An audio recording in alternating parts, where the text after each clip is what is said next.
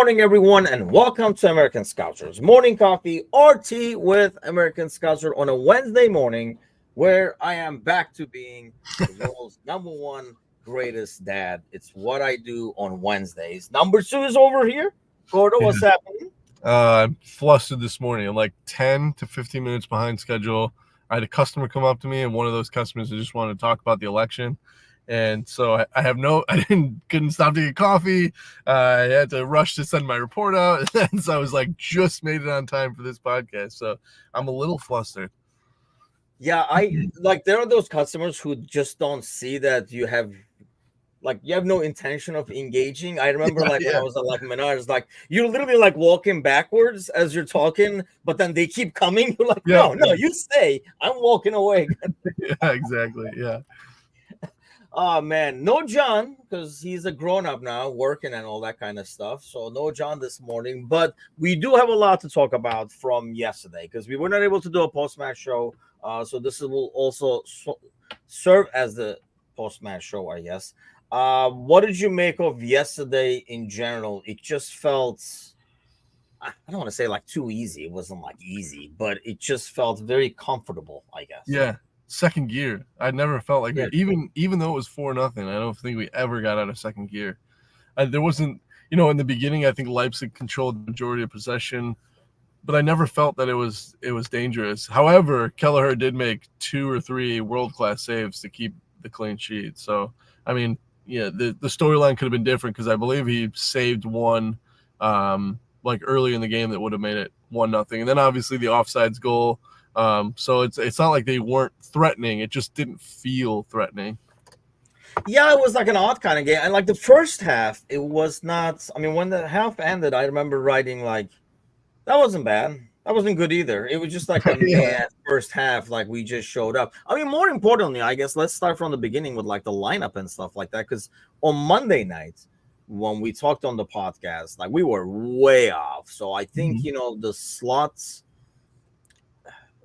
Guessing the lineup game is going to be a lot trickier. Yeah. Seems from what club would be. And I know in some ways, I mean, I guess I thought about this more once I saw the lineup that we played yesterday. We do not play again till Saturday, and both games are home. There's no travel at all. So they get 3 full days off before a game. To them, that's almost a full week anyway. Right.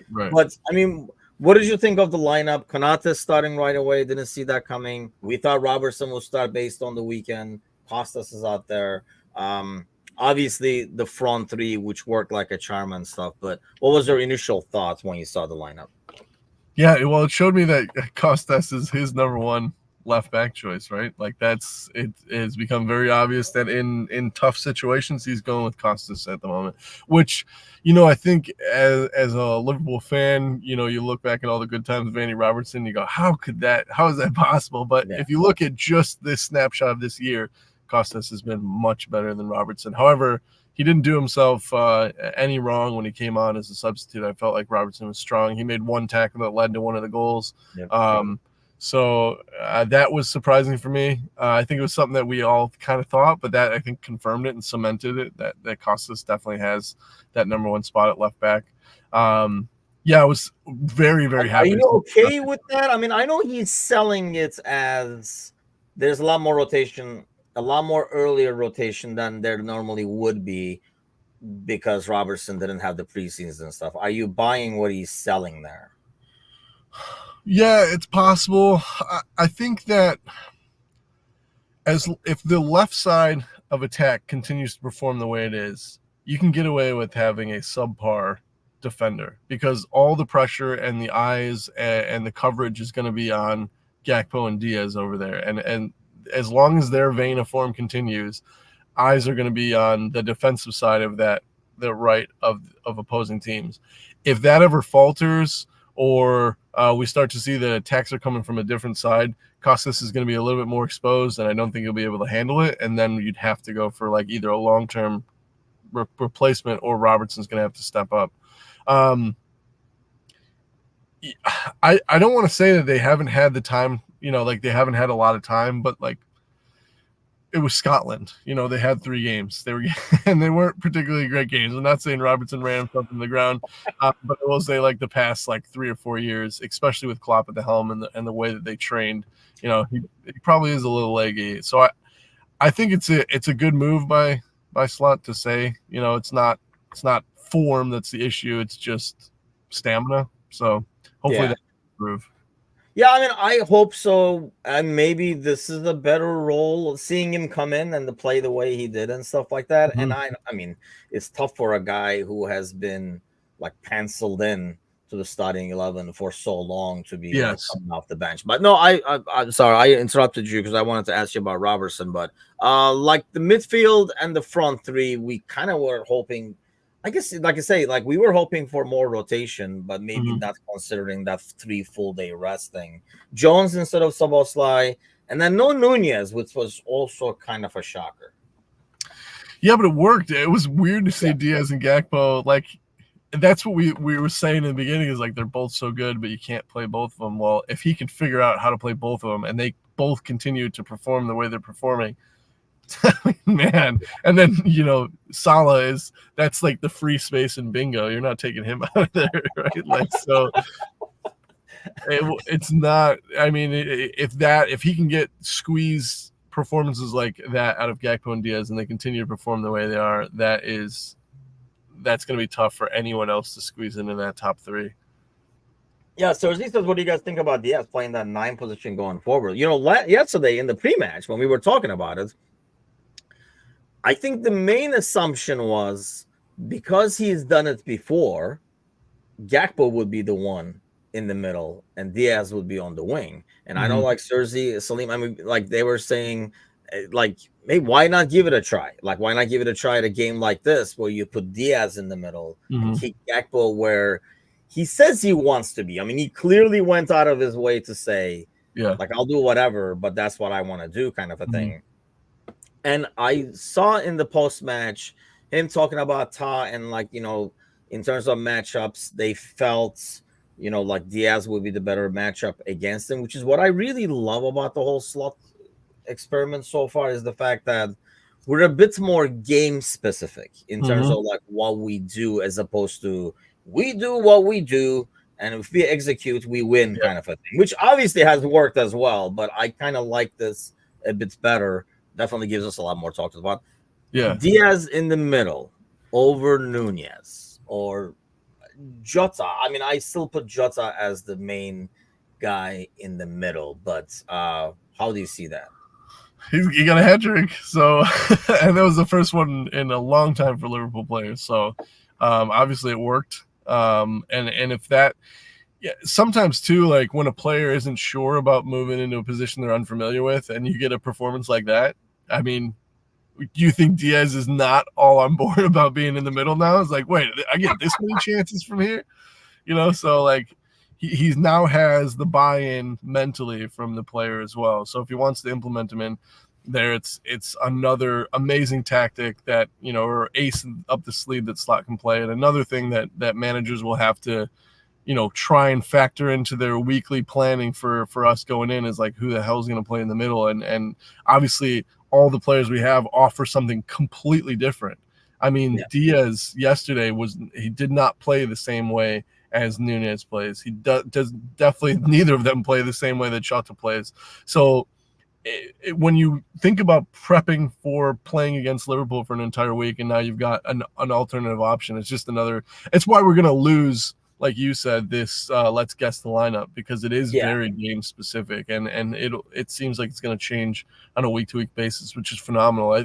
I forget it probably was Serzi in the Discord chat. Somebody had dropped in like a quote from somebody on Trent Alexander-Arnold explaining that, like, he brought him into the room and he's like, you're getting burned here. He had like 20 minutes of footage of him getting burned. And he's like, all you have to do is turn your body 8 degrees. 8 degrees, yes. And now look at Trent. I mean, like, he's actually defending really well. And it was 8 degrees. So I think that's like the level of specificity that we're seeing. And I love it because it makes challenging us a heck of a lot harder.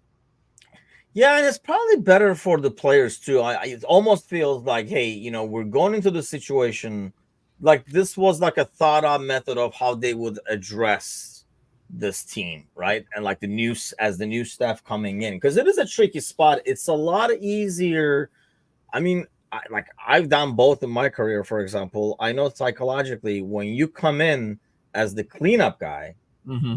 it's a lot easier to say, okay, we're changing this, we're changing this, we're changing this, as opposed to coming in over there as, the successor.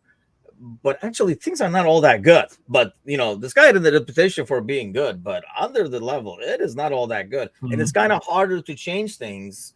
And that's what I feel like Slot was in a more difficult situation when, for example, when Amarim comes in at United, because he's going to be like, you guys are fucked. Yeah. 13th, 14th. We got to change a lot of things around here. As opposed to, we were doing just great with this dude. So I feel like they kind of had that in mind when they approached it and said, this is what we'll do. Instead of saying, hey, man, you can't defend.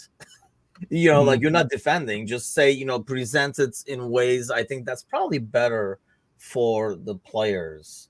Oh, definitely. Imagine if Klopp has Slot as an assistant.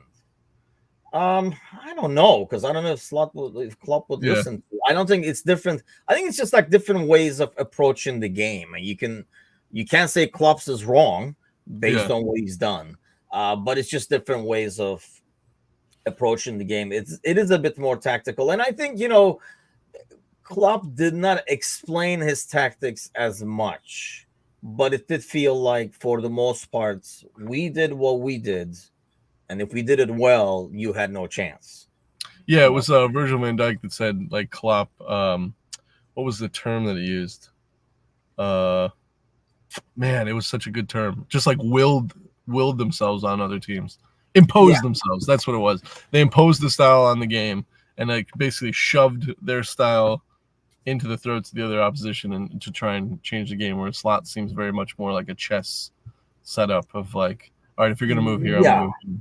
Right? Like he's more about, I have better hope now, and it's like probably unfair to say the club, but you kind of like, said, hey, sort these guys out, the effort level, whatever, at halftime sometimes. I feel like now we're going to come out with some tactical tweaks too. And I'm sure we did in the past. Maybe they were not as visible, or maybe, Klopp didn't come out at the end of the game and spell out everything they did, which I don't know if I like explaining everything they did. Well, it burned us against United, right? Yeah.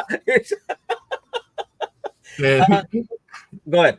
No, Nuno Santos has had 2 weeks to prepare with the easy setup that Slot gave him after the United win. So I know, like he mentioned like Ta, and how he's better against like conventional nines, and maybe that's part of the decision. Do you think that's really the decision to throw something to Ta that you're like, here, have fun covering a winger instead of like a regular number 9? Because then Diaz is gonna pull you all over the place. Or do you think it's more about kind of using the guys in form? Probably a little bit of both, but that's just the fact that he mentioned it is so specific. It doesn't seem like something you can get away with like faking. It was like, first of all, like the fact that he knows. Most managers will know the setup of teams. They'll have like, some tactical idea with some footage or something, but like to know that like, I've looked at him against, conventional nines and non-conventional nines, and here's his statistics from, he only had 3 days to prepare. It seems so specific that it's just not something you can make up. So I really do think that he put the piece there and he saw, all right, who are my available wingers? All right, well, we saw Gakpo like really wants to stay on the left side. Diaz has said, he'll do whatever to stay on the team. We'll put Diaz in the middle, and it totally worked out. And instead of having a guy who can actually play like a 9 but not as good, we're like, I don't want that anyway. I want a guy who's basically, I want a winger, and he's going to try to defend the 9, and that's kind of because he did pull them all over the place. Like when you go back and watch some of the game, after hearing about it, you see Diaz's positioning and stuff like that. Just because. That's his nature, right? He's all over the place. So it's going to be a lot harder to cover as a center back. Football Flashback is in the house. Do you reckon let's just not get too excited over here. Like, remember last March? Remember March? I battle with. Remember March, everything aligned. Klopp said he was leaving. We're in 4 trophies, and we end with the EFL Cup won by the 12-year-olds. Yeah, I mean that's why. Like, let's just like wait, because I know the funny thing was, it's when I'm in this like WhatsApp chat with like several other streamers and stuff like that, and we share ideas, concepts, people share their shows and all that kind of stuff. And I mean, the halftime of the Arsenal game, I was like, God damn, this place can get toxic really fast. Like people were selling everybody, and this is why we didn't sign anybody. This is why this is happening. Blah blah blah. At like Arsenal's halftime, I'm like, holy cow! And then now there's a lot of people who are maybe over optimistic, like football flashback is like a reactionary, overexcited dude by nature, so we know that, and that's why his bets always don't pan out, man. Just too much emotion going into it. But yeah, I did see this as well. This actually, Leverkusen only lost twice since Handel last played for us, and I think this year is not panning out the same way though. No. Is it? So do you think, not that now obviously there was a huge rumor about like Gary Neville saying Slot was the third choice, and obviously Xavi was one of the one, and then like Amarim 2 kind of a deal, but do you think kind of like Xavi like looks at that game, he's watching that game yesterday, was like, fuck, I should have just come over here. This looks a lot easier with these guys on the team. I mean, in a fairy tale world, and this is what I was thinking back in March, was that Klopp leaves, Leverkusen goes undefeated the entire season, loses to us in the Europa League final, and then Xabi Alonso at that game just switches hats. That was the perfect world. So it didn't work out. I'm sure that was one of those where he's like kicking himself, because even after the game, he got a standing ovation. The cop, was chanting his name. He walked over the cop and waved. Not many managers are going to do that at 4-0 down away from home. So I think maybe there is a little bit of that. It'd be a great place to be. So, and I think he's doing something along the lines of investing in the long run, because he knows this might come around. Depends on how his career is going on the other side, right? Like 5-10 years from now, it might be a name that's like going to be revisited. But I mean, you look at that Leverkusen side yesterday, we were talking about in the pre-match, you look at that starting 11, and there's not a lot of teams where you look at their starting 11. I mean, like Real will be one of those teams and stuff like that, but there's not a lot of clubs. Whereas Liverpool, you can look at their squad and be like, I fancy him in the squad. I'd pick that team apart. Like names. Yeah. And the names that you don't know, when they announced the starting lineup and you haven't seen Leverkusen play, probably impressed you yesterday with the way he's got that team set up to where like the pieces, not so much like the superstar corners, but the pieces are doing their job. They know what they're supposed to be doing, and they fill in the gaps very nicely. He's definitely a very good manager. However, I also think that he's such a good manager that he probably looks at that Liverpool squad and goes, I don't think I could get what Slot's gotten out of this team so far. And I don't. He would never admit that in person, but I'm sure that a lot of managers probably look at this Liverpool squad and go, what they're doing right now and what Slot's had them doing, I don't know if I could have been able to do that. Yeah, right. I mean, it's been, like I say, the challenge was making the tweaks and getting more than like changing things. Any manager can come in and say, yeah, you're playing here instead or something like that. But I think the challenge is having people who had success in the old regime buy into changing how they're doing things. That's like the biggest challenge more than anything else. And he's been able to do that. The comments. Okay. No, I mean, as what? Not as a manager at this point. I don't know what he would, but I think he's making an investment in the long run in terms of what's going on. Cody False 9 says, I think I have to change my username. And I don't know if it's like, and I don't know if it's one of those things like, do you think next time this happens, we see the same thing, or this was like a one game thing, like a disposable kind of a setup that we did? Or do you think if something happens to Nunez, he has like a card ban or whatever, or even if there's nothing wrong with Nunez against Real, this is how we do it? I had a bipolar high school manager Coach, we'll call him a coach. I wouldn't give him the title of manager. He used to always say this. He was nuts. He would come up with catchphrases all the time, but he'd call it a poof in the barrel, and it would always be animated like a poof in the barrel. That's what we're gonna do, like Gordo, you're playing goalkeeper, poof in the barrel. We're gonna surprise the team. So I think that this Diaz thing would be like the poof in the barrel. Let's see, like pull it out it's like a party trick, right? It's like, yeah, we're not going to see him very often, but when we do, when the team lineups come out an hour before the game kicks off, we see Diaz there. We're all going to be like, yeah, this is going to be a good game.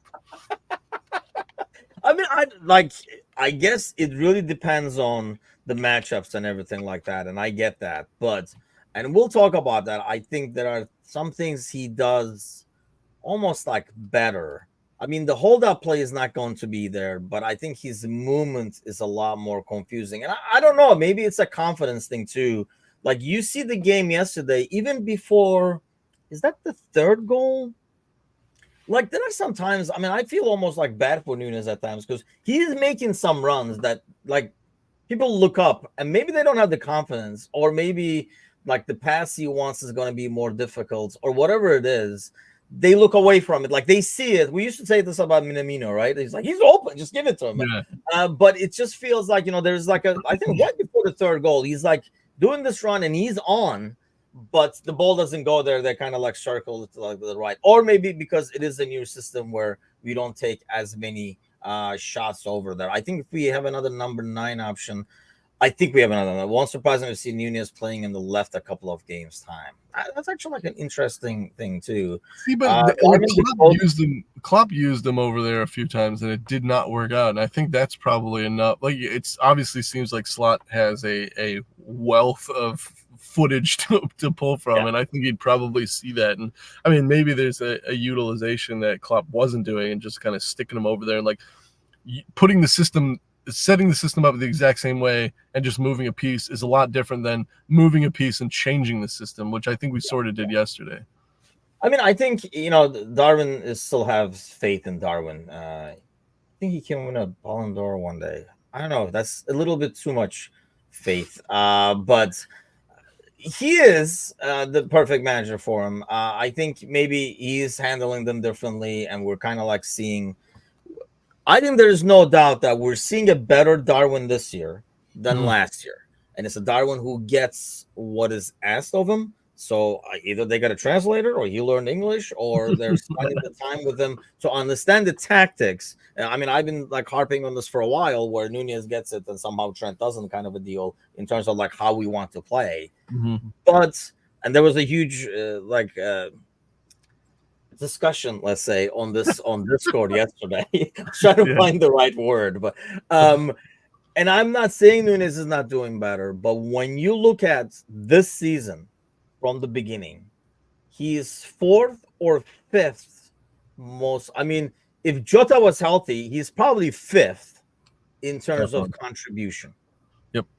Yeah, and the only reason right now that he's above Chiesa is Chiesa's new and he's been injured. He's only played one game for us, like a total of 90 minutes. So I think like that's the only reason that he's not 6th choice is that injury, because I agree with you. I think Jota's over him in terms of like starting 3. And obviously now Diaz can play that position or can be more instrumental in that position than he's been all season. I will say that like, he hasn't gotten the time. Like, he hasn't got a whole lot of time to do something. It reminds me, like, if you've ever played career mode on FIFA, where you like create a player and then you play for a big club and then you come on with 80 minutes, but you're playing like where halves are 6 minutes total. So you've really got like 35 seconds, and it's like, you need to score an assist or you're going to get sold. And it's like, what the fuck do I do? Like, pass me the ball. Exactly. Yeah. So it reminds me a little bit of that. It's like hard to judge him or say he's unproductive because I don't feel he's got the minutes that he had last year. But then you could also make an argument that like he had last year to like do anything and he didn't. So like maybe that's why he's not being chosen.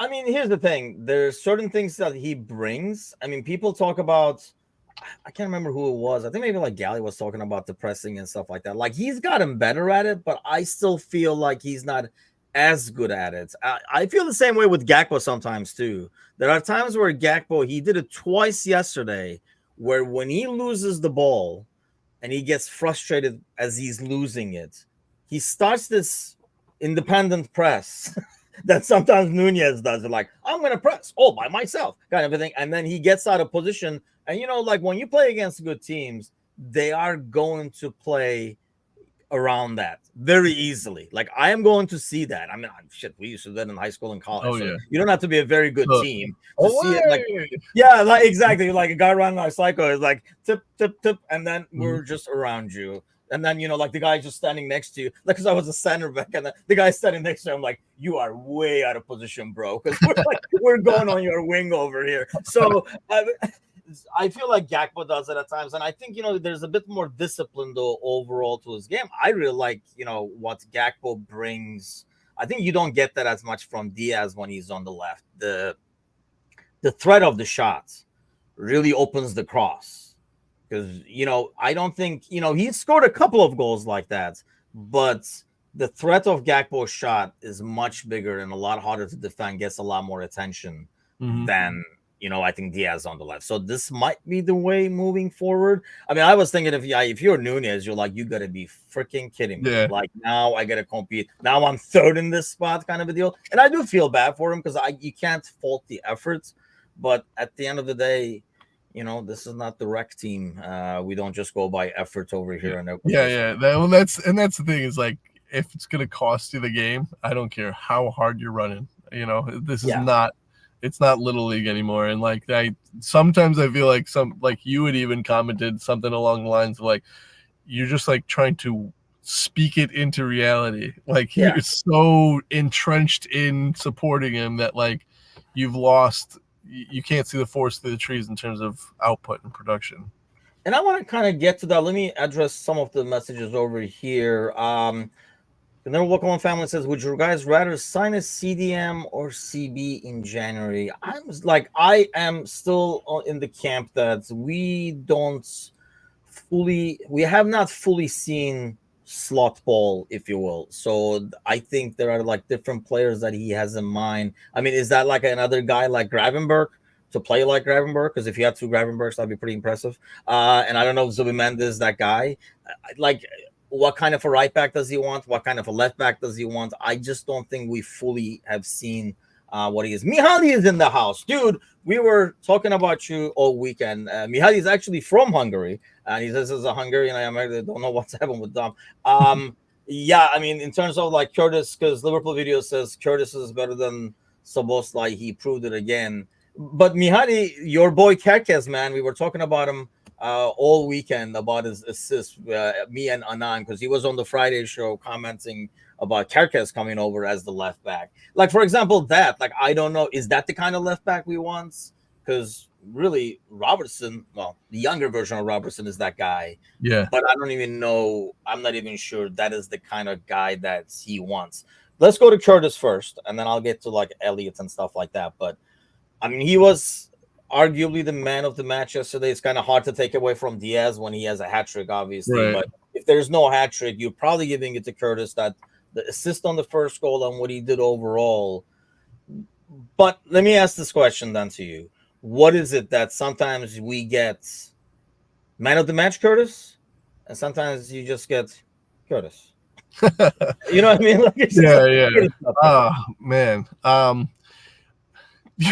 You're gonna laugh, and people that haven't seen our show for a long time might not understand this, but it's a run of games. I really do think it's a run of games. He strikes me as the kind of person that sits on the bench for a period of time and comes in and is like, I got to do everything now because this is my moment.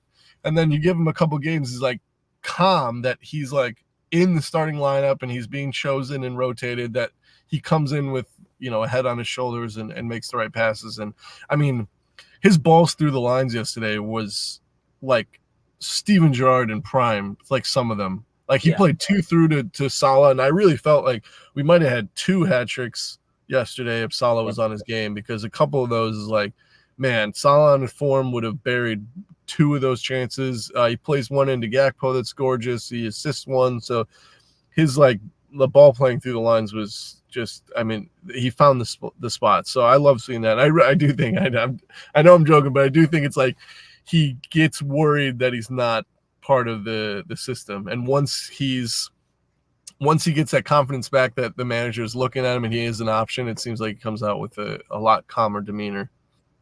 The only thing I get with Curtis that frustrates me is it feels like, and it felt like that in the first half especially, and maybe that was like the talking to he got at halftime, that just does not release the ball when he should release the ball. That I've time, sometimes you see like, oh, that was a nice move, and then you're like, now release the ball. You know what I mean? Yeah, now is the time. Yeah. It's like, it reminds me of that clubs player. Let's go back to FIFA. That's just like, okay, dude, you made a move. We're all impressed. Now pass, because that move then pays off because you eliminated a guy. If you dive into two more guys, we just lost the advantage you gained with that move. Yep. I just feel like if he releases the ball a second earlier at times, and I don't know if that's partially because he wants to make sure like he's not just passing where he doesn't want to lose possession because we're so possession based, or what is it you think? Because it's sometimes that was the initial fault of Curtis when he first came onto the scene, right? Like trying to do too much and stuff like that. And we all went back to what you're saying. He gets limited chances, so when he's out there, it's almost like you go to one party a year, so you're in the middle juggling and dancing at the same time. But I gotta come back, baby. Invite me back. I'm a party guy. And then he changed and he became like the better Curtis Jones that's playing within the system. That's something I love about Harvey. Like for a guy who gets limited opportunities, gets a lot more limited opportunities than like Curtis, for example. When he comes in, he just goes with, this is what the system wants. I'm going to give you what the system wants. Yep, and maybe Curtis can say, well, you can see how it paid off for Harvey. But yeah, I mean, what do you think of like his game overall? Is the run of games going to solve that? Like when he releases it early, have more, is it confidence in the pass you're going to send? Is it just the style? Because he is the only one you get that from in that midfield. Yeah, where it's just like, I don't know what we're going to get today. Yes. Yeah, I say this because this was me when I was younger, is like maybe a little bit of vanity, not, I don't want to say maturity because I do think that he has the maturity, but like the vanity of like, I used to just love turning a player, like so much so that sometimes my dad would be like, if you knew that you could beat somebody, like you every time that you had the ball, like 99% of the time you could beat him, you turn back to beat him again to go around. He said it was like fucking with him. Yeah, like he always said that I played better or like more as a system player when I was playing opposition, that I wasn't so confident in my abilities. And maybe that's just he beats somebody and he's holding on to it because in his head he's going, yeah, I bet that looked fucking good. Because that was I watched this thing with him. I don't know if you saw it. It was on like Liverpool's like channel on like YouTube and stuff like that. And he comes across, he's talking about, not listening to people, basically, what they say about his game and stuff like that, going out there, doing what he has to, like dealing with the confidence thing and almost like maturing as he gets older, like becoming a regular. I think he's a lot more confident. That was his goal, right? Like becoming a regular on this team. And I think he feels like he's like very, very, very close as opposed to just getting the 10 odd minutes here and there. But yeah, his play, man, I mean, like I agree with what Liverpool Videos is saying, like in terms of some of the stuff he does, but I just don't know. The thing you don't get from, I think, Szoboszlai as much as you get from Curtis are those passes. Is it just the style of play? Like that's not what Szoboszlai does, but then you get a bit more physicality, it feels like, from Szoboszlai. Oh man. So is it like you decide per game again, like slot style, where you're like, hey, we need the big body in the middle, so it's going to be Szoboszlai kind of deal? Definitely, like we got a slog in the middle, whereas he probably felt like they could command the midfielders, so you can get somebody with a little bit more like trigger happy, for lack of a better term.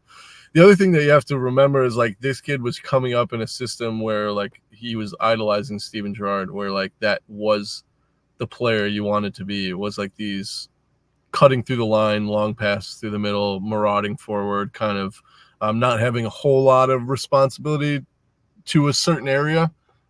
And I think that's probably it's hard to beat out of a player when that's what you've grown up to emulate. So I think that's probably the difference there is like he's looking to beat somebody in the middle, be the man, and then also make those nice passes through the lines. Yeah, I mean, I don't know. Let's look at this over here. I just feel like I'm like trying to see what his rating was, and he was the 8.2. Obviously, this is Sofa Score, so they do this weird thing. It's similar to FIFA, I guess. If you score and get an assist, you get kind of like a get like an extra 1.5, and stuff like that. So obviously, the guy with the hat trick is going to get it.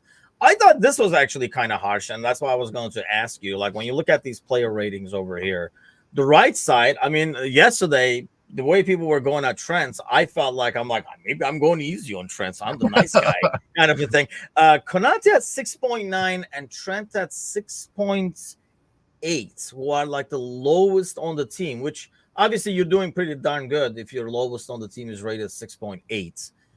But what did you think of Trent's game yesterday? I feel like it was a lot better defensively, and I did not see as many things, like, let me see if this diagonal is going to work over here that he's done over the last few weeks. I think it was probably because Mo didn't have the greatest game, and also, as Serzi said, Boner Face was he kind of, if you had to like who won that battle of like Trent or I can't stop saying Boner Face. Anyways, it went who won that battle? It was definitely Leipzig at that point. So yeah, I don't know. I think that's probably, it's just when you look at the two wings, like who won those battles. On the left side, definitely Liverpool was winning the battle on the left side, and we are definitely under the cosh a lot more on the right side. I mean, the funny thing is, like, the Boniface thing, by the way, like like Salim was talking about him in the pre-match show, and I'm thinking to myself, I was like, I wonder if like we're all saying his name wrong. And I thought the commentary would come out on maybe like Boniface or something like that. Yeah. It would be like something like when it was like Boniface, I was like, okay, so we were right. Like, yeah. I was trying to give him the benefit of the doubt. This is one of those where he's talking, he's like, and on the left side, and he covers the mic with his hand. He looks over. Is it Boner Face? Is it really Boner Face? He's like Googling in the background. Trevor says they seem more committed to going at Costas. Is that because Frimpong is there and obviously Wirtz is on that side more? They probably felt, I mean, if you look at this team, you probably feel like, I mean, obviously you're going to attack Trent's side, but it's almost like, we're going to protect Trent's side a bit more because we know. So especially if you have Frimpong going against like Costas or Robertson, that seems like, a better matchup and stuff like that. But we all saw that Costas is a better player than Frimpong. Except for the goal that was disallowed. I mean, he got so lucky there because he was left. And that was what I was expecting all game, and it didn't come because Frimpong is a quick player. He's fast. He has a body. All these things that really Costas struggles with. And we only saw one flash of it, and it was like because it was a handball, maybe like he was one of those things where he just threw a fit and he just like mentally was out of the game because of that. And I think I really that's what I like about the system. I don't think we put players on an island as much as we used to when they're defending. And I think when you're not on an island defending, you're a better defender because you don't have that pressure of I have to make the perfect tackle here. Oh, definitely. So you can do, because even a half-ass tackle of delaying somebody a second or maybe like containing him for like an extra second instead of diving in and stuff like that, kind of like, and then those seconds are valuable, right? So like suddenly the entire line is back and stuff like that. You're a lot more like your shape is back to what it should be. So I feel like there is that a bit more. That's for Trent as well. I think it has made him a better defender 1v1, knowing, once the guy is gone, he's gone kind of a deal. So I do like that. I actually thought, and overall this season, I felt Trent's 1v1 defending has been better. Not great. And, hey, suddenly he's not going to be the best defender in the world. Right. I'm not expecting that. I just expect him to play more like within the system, I guess, more than anything else. Here's another name I want to ask, McAllister. Because having seen this team now, earlier in the comments, they were talking about like Zubimendi and stuff like that. it's definitely not the McAllister we see. I love McAllister and the way he plays, like as a style. Like I love what he does and stuff like that, and how he plays. Is he? And he's done this. It's not like if he was new to the Premier League, we would probably say, we don't know if he's like physically ready for the Premier League, right? That's how it looks like. Why do you think that is? For him, it's definitely legs. It has to be legs. Yeah, this guy's played more games than almost anybody else in the world. And the fact that at international breaks, Argentina is still picking him to play, not just to pick him in the team, but he's actually playing for Argentina at these international breaks. After like winning their tournament, it's like, why do you need to see him? They've won the major tournament. Like, give him a rest. So I really do think that with him, it's legs.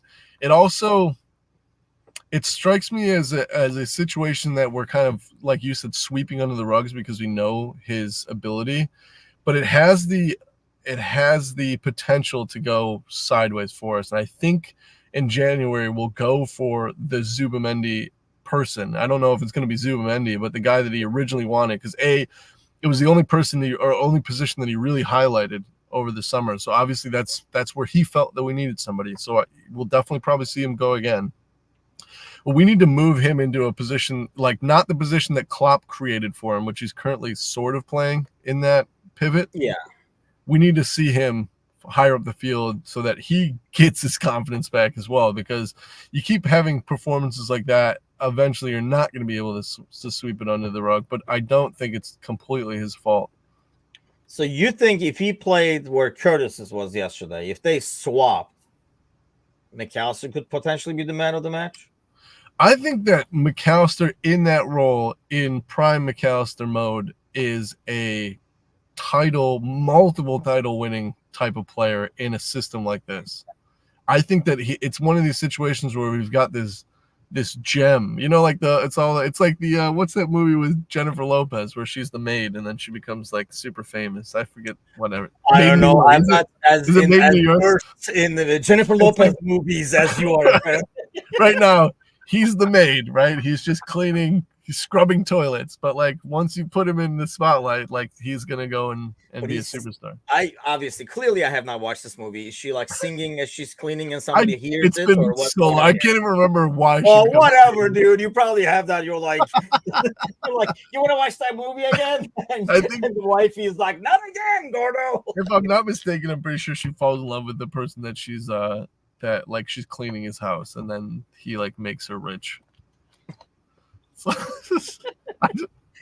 such an unlikely Jennifer Lopez. The more and more I'm developing this, the more I'm realizing that analogy was awful, and I apologize.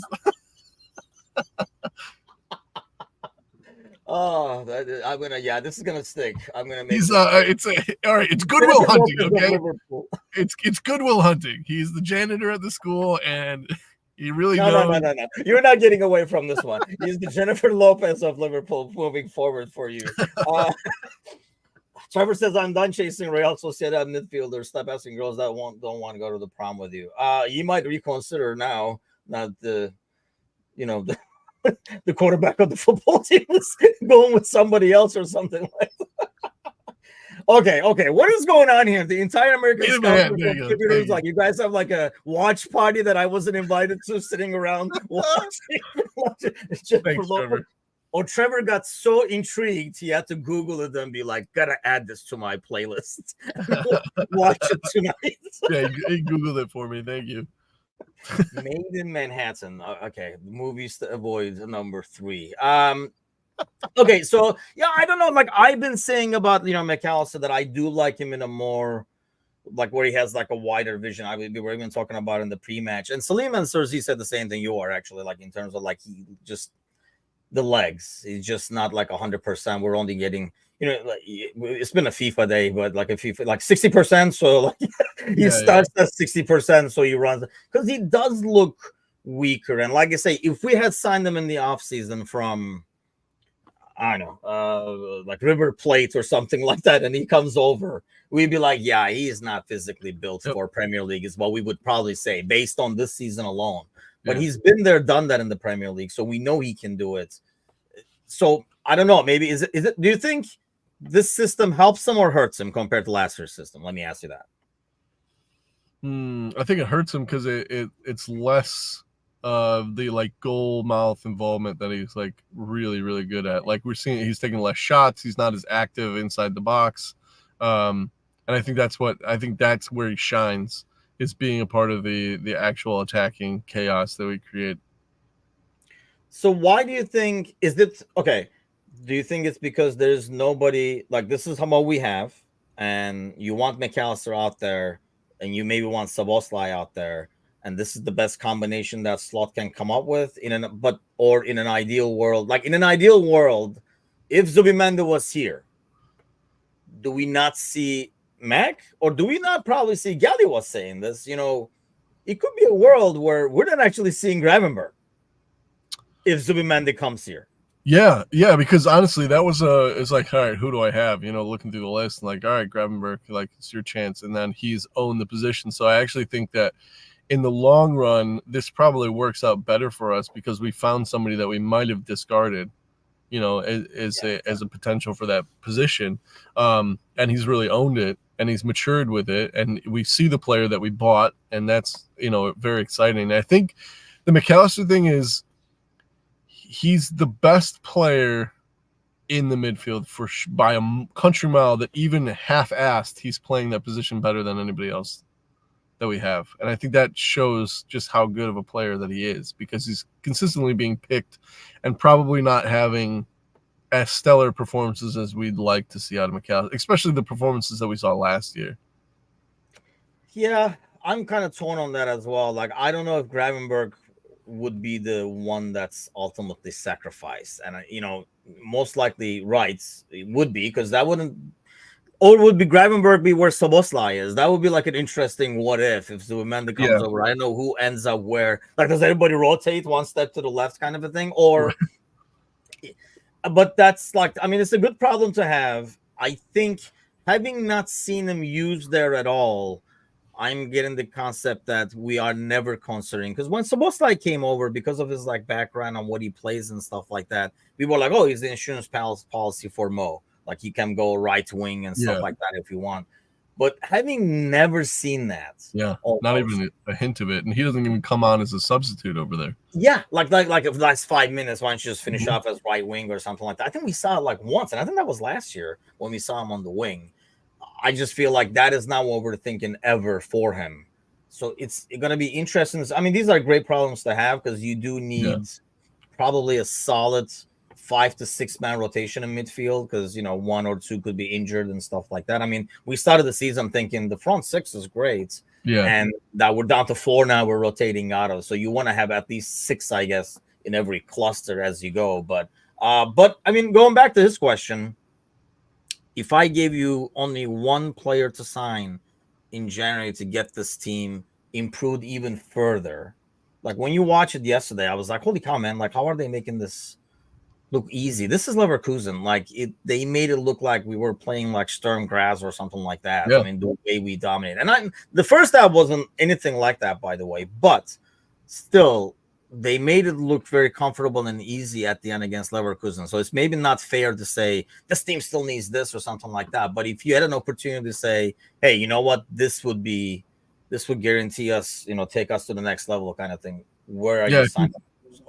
It has to be somebody that would make this team click better. And for me, I still do think that it is that another like pivot position, like that would play alongside Gravenberg. So like a Zubimendi character, because I really do think the system is set up the way that he wants. And I think the key to unlocking like the ultimate team would be McAllister going like in a more attacking position in that center. I really do feel like he's the type of player that you set the whole team up and make sure that you're defensively sound, and then you just kind of drop him in the middle and be like, do whatever the hell you want because you're that good, and like he is that marauder. Like, you could just give him free range in the midfield, and he's good enough to not get carried away, attack minded, and come back and defend.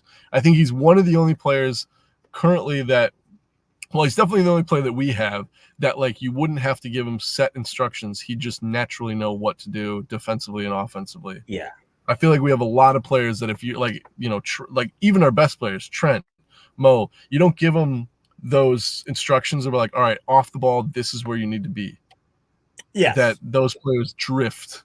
Like we've seen Trent in years past, that even in the beginning of this year, kind of drifting and leaving that right side completely exposed.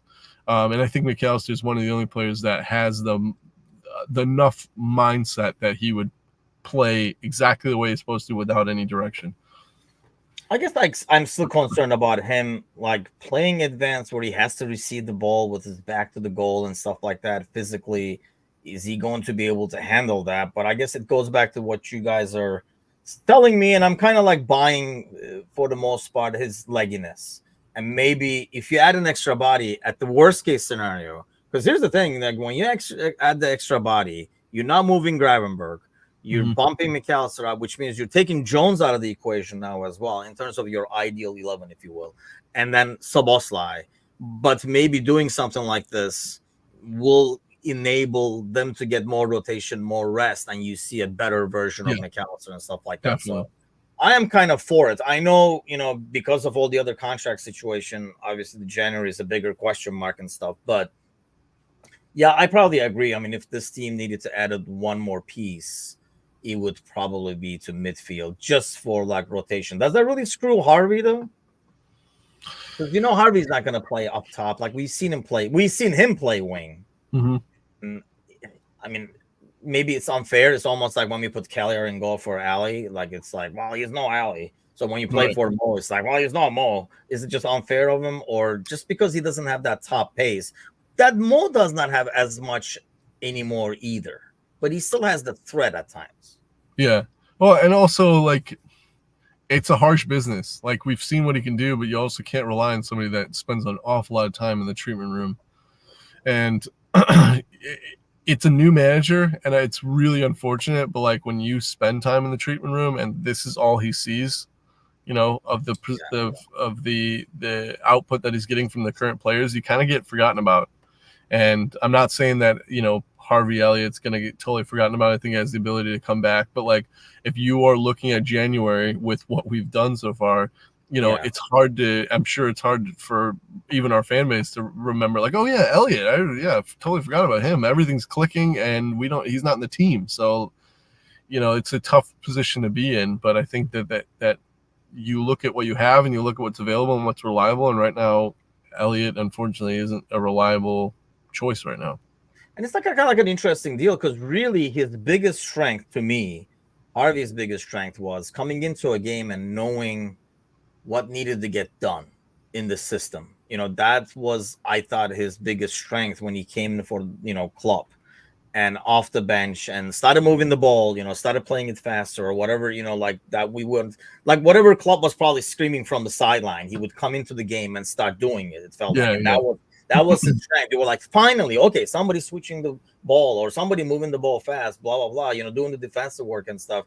We had not really seen, unfortunately for him, enough under slot to know what is the role he's going to carve out for himself, because I don't know, because in the past, like I say, that's how I envisioned put Harvey in there so he can clean this up, which is odd to say, but he would come into games and almost like connect some of these loose pieces together and finish up games and stuff like that. So it'll be interesting to see. The drop off between Ellison and Kelleher is not as a great drop from Salah to anyone else. That's fair to say. I think that's mainly because of how Kelleher is playing, though, to be honest with you. Yeah, he's playing lights out. You were about to say something. Go ahead. No, it's just like in terms of like how Slot is as a manager. If Elliott comes back and he has the ability to like relieve, McAllister, which is something we haven't. McAllister's just like one of the players that usually plays the 90. Yeah. Slot he's not afraid to take off Trent. He's not afraid to add another center back in the middle of the game, which is such a difficult thing for a manager to do. So you think like that's where McAllister would get his breaks from, push him farther up, and like Jones can come in for him in the last 30 minutes of the game. And like, it seems to be working wonders. I mean, but again, we're winning a lot of games. And so it's always like, do whatever you want, man, when we're winning, but it's Diaz in the middle. Why the fuck not? Whatever, dude, it was working. So looking at the standings over here, this does. I guess in some ways, I know like he was talking to the Paramount crew yesterday, and he basically said, in this format, you don't know how many points you're going to need to get to that, like maybe like the top 8 and stuff like that. So the best thing to do is keep winning it Yeah, until yeah, right. but in some ways, now we next game again is against Real at home, which became a bigger game because we have to kind of scroll all the way down Real now on Much like bigger 17. game. So yeah, it has almost become a must win if they want to avoid. I mean, I know a lot was made yesterday for where is City? Somewhere around here. Yeah, City's actually 6. So yesterday was not as devastating. But again, they're 6th right now. Once all these people play games, they might be lower. But it doesn't feel like, if one of these guys end up being 10th or 12th or whatever, I mean, they're going to be playing a team around here somewhere. So it doesn't feel, with mind you, PSG's there, but it doesn't feel as devastating. Do you think they make it like a must win? Because that's not a great game to play a must win at Anfield. It's a must win for a lot of reasons. Because like you said, it's a brand new system, so you don't know exactly, how much you need. And the longer you go, the more likely you are to play teams that also very much need to win. And so Liverpool, they've already got 12. We kind of highlighted it. Maybe 15 would be enough to go through without the play-ins. So Liverpool are literally one way away from that. If the other thing is optics. If this Galacticos team loses 3 games in the first 5 of the Champions League, that is a big shakeup happening there. That is not a team that sits around and allows that stuff to happen without heads rolling. So that's a massive situation for them, and it makes it a big game. And honestly, really think it plays into our favor because we don't really need to win that game. No, that's not. Yeah, exactly. Like it's almost like what happened yesterday. Once we scored, because Leverkusen was okay with the draw, and honestly, like before the game, I don't even know if they asked both managers. They were like, "Yeah, whatever, we'll take it." Like a 1-1 draw or something like that. But once we scored, and they had to, because they were killing time in the 45th, 50th minutes. They were slowing things down. But once we went up, the game became a bit easier because we could find those openings and stuff like that. And I trust this defense more than I did in the past when we actually have our shape and defending in the back, maybe because of the personnel as well. So if they have to come out to attack and they have to come to win, which I think you're right, a draw does not get him very far, or at least doesn't ease the nerves. It should make our life a lot easier in the long run. I mean, and with us, a draw, you'll be at 13, 2 games, 3 games to go. Yeah. So okay. And I honestly, the thing about having this run is I do want us to kind of establish that we're through, so that down the road you have to treat a game like an EFL Cup game. Yeah, go for it, because I think we play Real, then we play City. Yes, the weekend. Yeah. So I don't know if it's like this. Let's us say, you know what, we do what we do, and then not have to kind of kill yourself before the City game, which might end up being a huge game at the time. Yeah, because our 3 toughest games when we looked at that schedule was Milan, and then this game that we just played, and then Real Madrid. And so, you win 2 out of 3 of those. I think that you don't have that many points to make up with the last 3 games that are winnable for us. So, trying to see what, and Real has they go to. I mean, they come to us. They go to Atalanta. And then they have Salzburg at home, and they have Brest away, who has been a weird surprise. But based on how they're going, I kind of expect the Brest team, for example, needing to win that game to go to the top 3, top 8 or something like that, the way they're going. A lot will change, but I mean, hey, can't complain, man. How bad was Tchouaméni yesterday? I mean, I never wanted Mbappe, so I consider that. I mean, that's the worst. It's getting Neymar over here. I just find it hard to root for a guy who's all about himself. That's not. I just find it hard to do that. Maybe that's kind of some of the criticism I have for Trent and stuff like that is I feel like he's becoming that guy, and maybe it's unfair, but I find it very hard to root for players like that. Tchouaméni, I don't know. This is we do this right. When we killed Chelsea last season, we were like, oh, we really dodged the bullet with that Caicedo and stuff like Yeah, that. yeah. I don't No, know. Maybe Slot is like, I take him right now instead of Zubimendi because sometimes the environment makes the player. Tchouaméni is not going to look good when you have people in front of him who don't care for defending, for example, like Mbappe. yeah. So it makes like a defensive midfielder's job 10 times harder when the Yeah. guys in front of you don't give a damn. And now you covering three guys. He did have some really misplaced passes and stuff like that too. But another great soccer day, at least yesterday, where you got after the weekend where we win, everybody loses. Another day of we win, everybody loses, kind of a deal. So Do you like this new setup then with the Champions League? Super League? Is it because we're winning, or is it because it actually is leveling playing fields? Like I'm torn between playing fields though. I mean, I've heard people say that. I'm just like wondering, like when you say like, I mean, here I'll show you the standings again, and I mean you look at the bottom over here. Like, how is that really leveling the play? The crap is still on the bottom. Like, it's just it's a bunch of red stars for poor Stargrass and young boys and people like that. So the only thing it's maybe doing it is the big boys can't cruise. Yes, yeah, all right. The first 4 games. Like if we were in the group right now and we won our first 4 games, we're done. We'd be on holiday.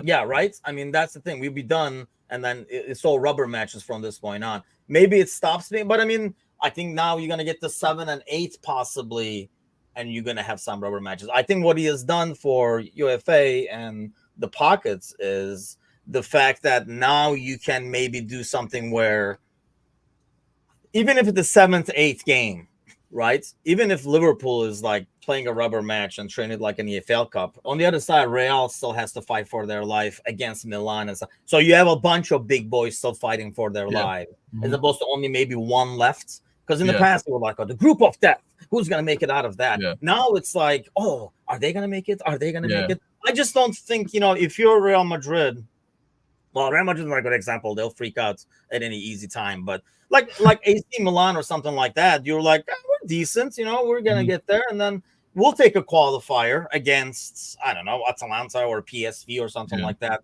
to go to the next level. I don't think it's the end of the world for those teams, but it does. My birthday wish keeps on giving, says Serzi. This Villa game, once we get that out of the way, I will be almost like, it'll be we were worried about this bulk of games, right? In between the 2 international breaks, and you finish it with a Villa win. Geez, man, you can't like ask for more. So, and they play tonight too, so like that helps. Yep. Geez, man, gotta love it. I'm not gonna be able to watch it live, unfortunately, this weekend. Or I might catch a bit of it. Jasmine has a performance, so we're going to Milwaukee, so we're gonna be in between. I think the second half, I don't want to be that. It's not even like like you can be the dance dad and like in the background like watch. This is like a proper like a real performance. Yeah. Like I can have the phone in the back. Yeah. You see your face is illuminated in the back. This is not like going to a soccer game or something like that. This is like a proper event. Like she performs and stuff like that. So I can't be like in the background with a phone. But I'm hoping we finish off the deal early so I don't have to stress about it because I think I might miss the second half. But, what are you planning for the rest of the day? Like a Jennifer Lopez binging or what are you doing? No, I gotta drive all the way up to Rockford to spend the day in the beautiful city of Rockford, Illinois. So live in Rockford for like I went to finish college there, and then afterwards I think we lived there maybe like with 2 years or so with Ange. If you're on the east side, yeah, there is 2 different Rockford is 2 cities. If you're on the east side, you're like, what's wrong with Rockford? If you're on the west side, you're like, this is worse than Chicago. But yes, so we'll be back tonight. The panel will be on. I believe Macca is going to be hosting for us tonight. But I know Brentford is there, Villa is there, so there should be like a lot of interesting tests. Chelsea might be there as well. So do tune in for that tonight, 8:00 Central, 9:00 Eastern, and then obviously the boys will be back for tomorrow night's podcast as well. But have a great Wednesday, everybody. enjoy the Champions League games knowing we're on top. Have a good one.